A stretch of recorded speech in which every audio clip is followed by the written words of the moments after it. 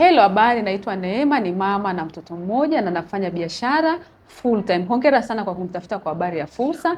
Naamini ni wewe ni mtu sahihi kabisa kwenda kukufundisha. Inawezekana ni mama wa nyumbani, umekuwa ukitafuta nini, kitu gani ambacho nitafanya kiende kikaniongezee kipato. Inawezekana labda ni mwajiriwa, lakini leo naenda kufundisha biashara ambayo hata mimi nilifanya. Na leo hii naongea story ya tofauti. Mimi nilikutana na biashara kupitia rafiki yangu miaka kadhaa iliyopita. Wakati nimeanza tu chuo mwaka wa kwanza, rafiki yangu akaniambia, Neema, kuna biashara ambayo nimeianza, njoo tuifanye. Lakini mimi sikufanya maamuzi. Mimi nimeambiwa biashara baada ya miaka 7 ndo nikafanya maamuzi ya kuanza biashara.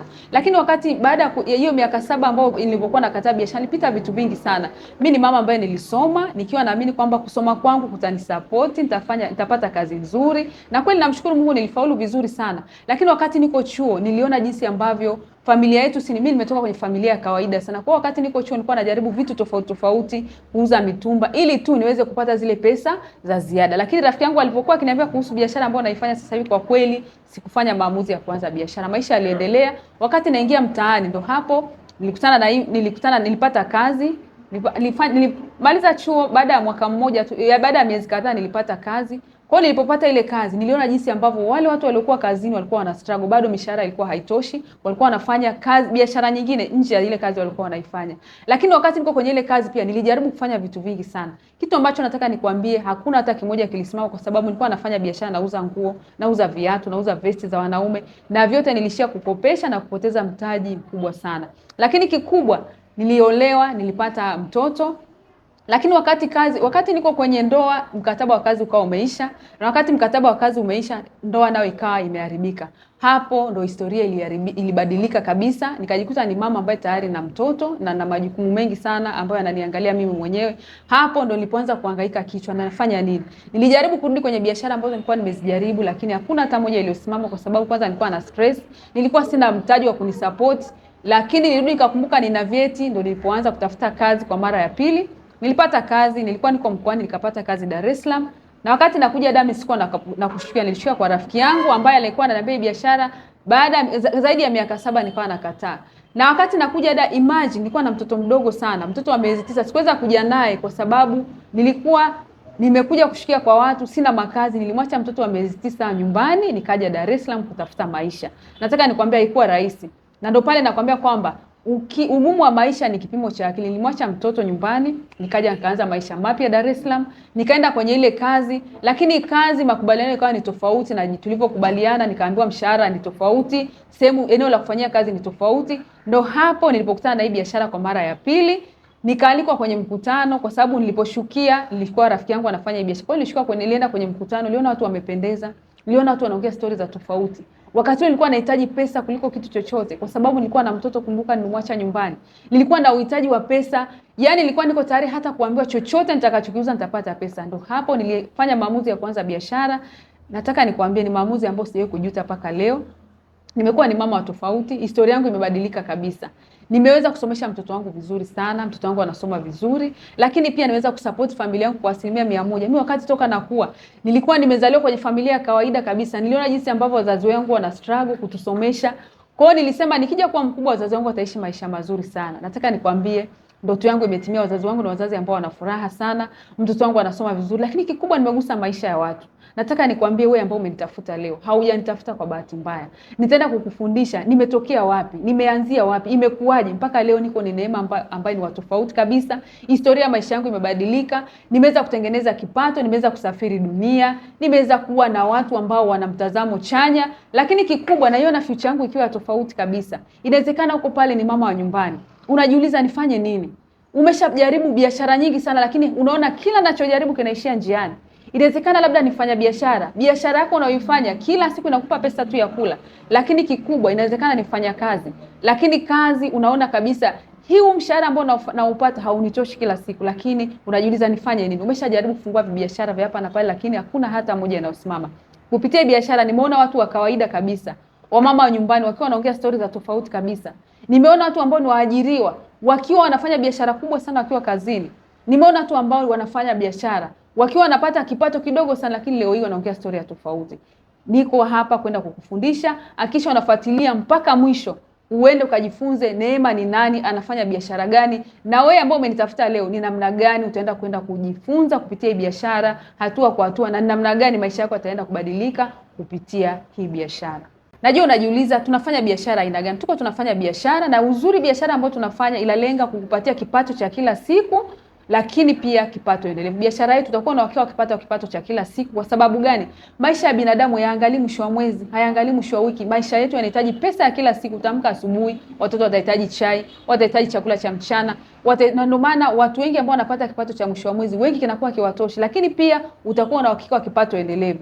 Kwenye kipato endelevu utakuelekeza namna gani utakipata, lakini pia tuanze kwenye kipato cha kila siku. Ili uweze kupata kipato cha kila siku, tuko na bidhaa ambazo tunafanyia biashara. Biashara yoyote ambayo ni legal, biashara yoyote ambayo ni tunasema tuna biashara yetu tunadili na bidhaa. Na hizi bidhaa zinalenga mahitaji ya watu ya kila siku. Tuna kundi la bidhaa za usafi, tuna kundi la bidhaa za afya, tuna kundi la bidhaa za ngozi, tuna kundi la bidhaa za uzito, lakini pia tuna kundi la bidhaa za kilimo. Haya ni makundi matano ambayo tunafanyia biashara, na ni makundi ambayo yamelenga uhitaji wa watu ya kila siku. Lakini ili uweze kufanya biashara, yapo mambo ambayo yanatakiwa uyazingatie ili uweze kufanya hii biashara. Kitu cha kwanza, hitaji lako ni nini? Najua tumeanza mwaka, tunaendelea hatua kwa hatua. Unajiuliza, mimi mwaka umeanza, ni nini ambacho natakiwa nikakifanya ili mwaka wangu wa 2026 ukawa tofauti, ili mwaka wangu unaokuja ukawa tofauti. Kwa hiyo kitu cha kwanza ni hitaji. Angalia ni nini ambacho umekichoka. Angalia nini ambacho unatamani mwaka uke kabadilike. Angalia ni nini ambacho umechoka, either ni madeni, labda ni ada za watoto zinakusumbua, labda ni kodi ya nyumba au na ujenzi. Kwa hiyo hitaji lako litakufanya ukafanya hii biashara. Lakini ili ufanye biashara, kitu cha kwanza, kumbuka sisi tunafanya biashara na kampuni ya New Life International ambayo tumeingia nayo ubia. Kwa hata wewe, jukumu la kwanza ukishakuwa na hitaji, tunakwambia uingie ubia na New Life ambayo inatengeneza makundi yote ya bidhaa ambayo New Life imeanza toka 1958 Marekani ikiwa na makundi yote ya bidhaa. Lakini kwa Tanzania iko toka 1999, lakini dunia nzima iko nchi zaidi ya 55. Na ili uweze kufanya biashara, hatua ya kwanza, tumia hizi bidhaa. Kama nilivyokuambia, tuna bidhaa za usafi ambazo zinafanya vizuri sana. Hizi bidhaa za usafi utakapoanza kuzitumia, hatua ya kwanza kabisa, utaona jinsi ambavyo zinafanya kazi, utaona jinsi ambavyo zina matokeo mazuri. Kwa hiyo ukishatumia hizi bidhaa utaziamini. Lakini jukumu la pili, shirikisha hizi bidhaa. Na hili ni swali ambalo watu wengi sana wanajiuliza, Neema, mimi nitamuuzia nani bidhaa? Nataka nikwambie, hayupo mtu ambaye aliwahi kuanza biashara akiwa na wateja. Hata ukienda kufungua duka leo, lazima utaanza biashara, utajifunza namna ya kutengeneza biashara wateja. Na uzuri, tuna programu nzuri sana ambazo za kutoa mafunzo kwa watu ambao wameanza biashara. Kwa hiyo shirikisha hizi bidhaa kupitia mitandao ya kijamii, tutakufundisha namna ya kutumia mitandao ya kijamii. Lakini pia tuna watu ambao wametuzunguka.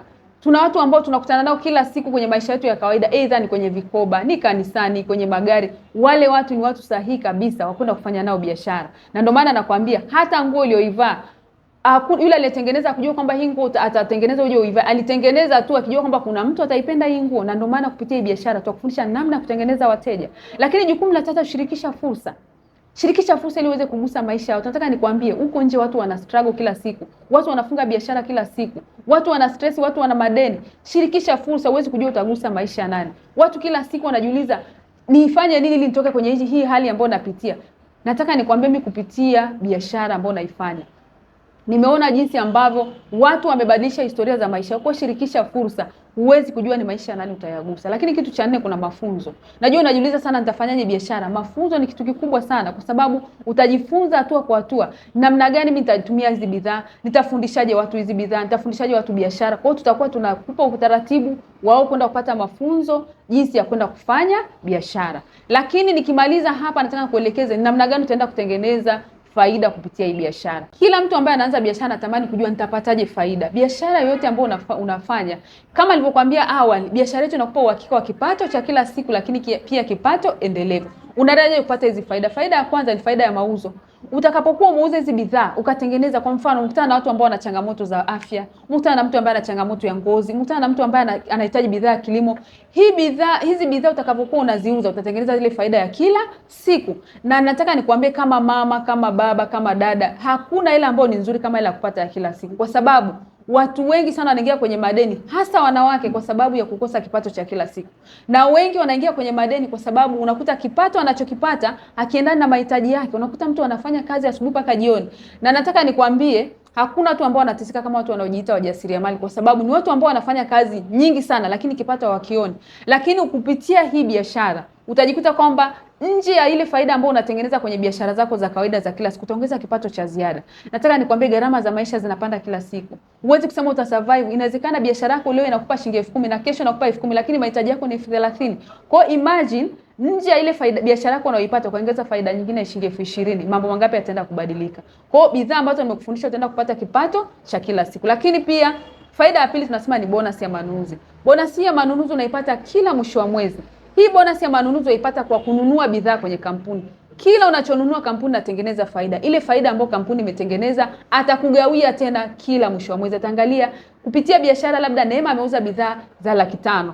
Ametengeneza faida labda ya 300,000. Nitampa Neema tena asilimia kadhaa ya hii 300,000 kwa sababu yeye ndo amepeleka bidhaa sokoni. Sasa na wewe umeenda kununua bidhaa Kariakoo, ukaenda kuuza mtaani.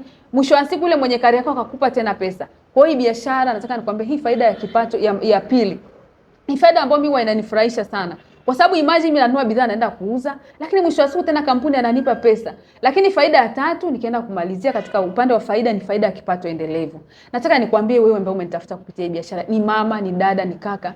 Hii faida ya kipato endelevu uko hapa kwa ajili ya kipato endelevu kwa sababu watu wengi nimeona wanafanya vitu vikubwa na vizuri sana, lakini akipata changamoto kidogo tu ile biashara yake inaenda kufa. Unakuta mtu ana duka zuri, ameligaramia, lakini akiumwa tu ile duka linapuputika kabisa.